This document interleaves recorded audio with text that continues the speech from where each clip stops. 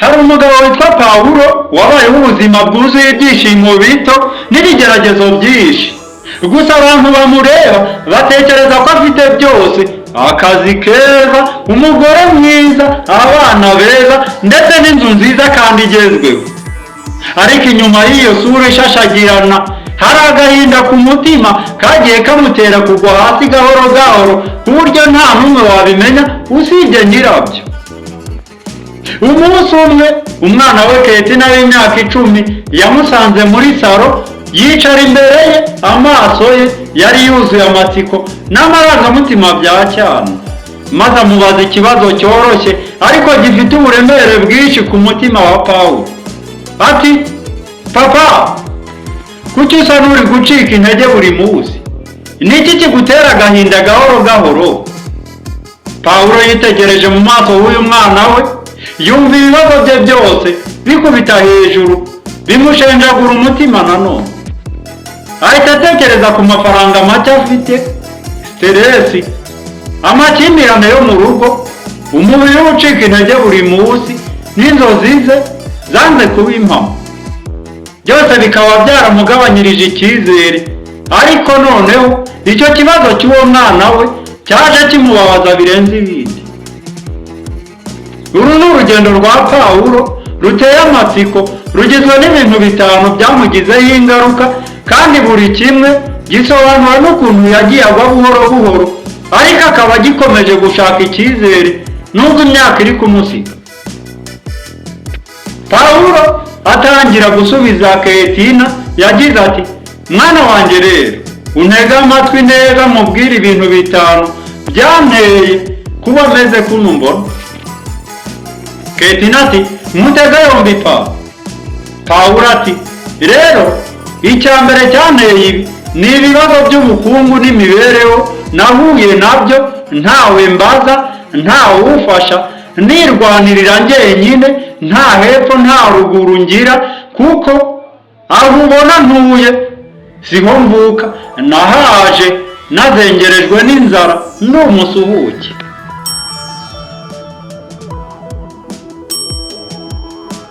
Ati: "Rero mwana wanjye, numvaga ko niniga nkabona akazi keza nzahembwa amafaranga, umuryango wanjye uzifashisha tukabaho neza. Ariko amafaranga nishyurwa ntabwo ahagije, inzu, kukwishyurira ishuri, ibyo kurya n'ibindi byihutirwa byose birampangayikisha. Ibyo bituma buri munsi numva ntacyo nageraho, kandi stress yabyo intera kumva ngenda ncika intege buhoro buhoro." Ketina ahita amubaza ati: "Papa, none se koko amafaranga ashobora gutuma umunsi wawe wose uba mubi?" Pawulo aramuseka ariko agahita amusubiza ati: "Yego mwana wanjye, rimwe na rimwe amafaranga make aguca intege kandi ukagenda wumva ko ntacyo wagezeho mu buzima bwawe." Ketina ati: "Yo pa, icyo ndacyumvise rwose." Nuko Pawulo arongera ati: "Rero icya kabiri kintera ibi ni imibanire mibi yateye urugo rwanjye." Ati: "Mu rugo rwanjye sinigeze mbona inkunga y'umuryango nk'uko nabyifuzaga.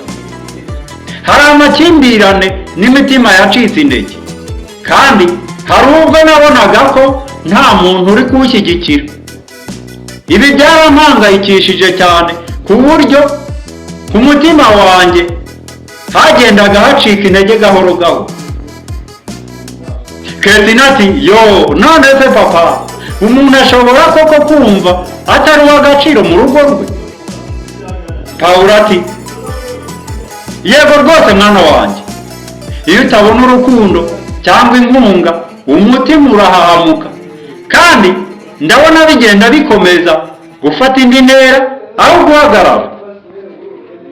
Pawulo ati: "Mwana wanjye rero, ikindi cyatumye mera uku umbona ni umutwe w'intege nke, kuko nagiye ngira ibihe byo kwiheba, nkasinzira nabi no kubura icyizere bigeretse, nubwo abantu babonaga ko nkora neza kandi nseka kenshi, mu mutima wanjye hari agahinda katagaragara. Depression yoroheje yagiye indya buhoro buhoro igatuma ngwa mu bwigunge butagaragara. Ketina ati ndakumva pa. Pawulo ati rero mu by'ukuri niba unyumvise reka mubwire icya kane cyanteye kumera gutya kandi nagutindiye ni inzozi nari mfite mu buto zasenyutse.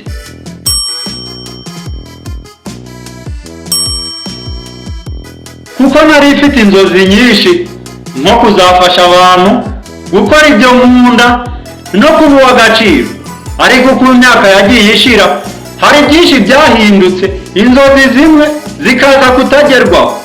Iyo umuntu areba ibyo yifuzaga byose bigenda bimera nabi bimuca intege gahoro gahoro mwana wanjye. Ketina ati ndacyakumva mubyeyi wanjye. Pawulo arakomeza ati rero mwana wanjye ngana ku musozo kugira ngo ujye kuryama ndabona igicuku kiguye. Ikindi cyanteye kumera ntya nuko ngenda nkura imbaraga z'umubiri zigendera, kuko sigaye no gutera intambwe bingora kandi narajyaga mu marushanwa yo gusimbuka nkatwara ibihembo. Ketina ati iyo ndakumva pa. Pawulo ati none rero mwana wanjye ubu tuvugana umutima wanjye wari ukifuza guhinduka, none umubiri wo watangiye kumbabaza. Indwara nto, umunaniro w'umubiri n'ingaruka z'imyaka zituma numva ntakiri uwo nari isanzwe ndiho. Iyo umuntu yumva nta mbaraga asigaranye agahinda kamwinjira gahoro gahoro. Ketina ati ndakumvise cyane kandi yewe ndakikundira abakwanze bose nzabereka ko uri uw'agaciro karenze ibindi. Iyi nkuru yacu irangira Ketina yicaye ku ntebe, ariko umutima we wuzuye amatsiko n'ibyiyumvo bitandukanye byibaza uko ejo hazaba hameze. Naho umugabo Pawulo we yicaye iruhande rwe kandi azi ko urugendo rwo kuva muri dawuni ruzamara igihe, ariko yizeye ko hamwe n'umutima ukomeye, urukundo rw'umwana we ndetse n'umuryango n'imbaraga z'umwana we umunsi umwe azongera kwishima. Genda bashimiye ubaye ukunda ibiganiro byacu, jya muri comment uduhe igitekerezo. Bye bye, na mu biganiro byacu by'ubutaha.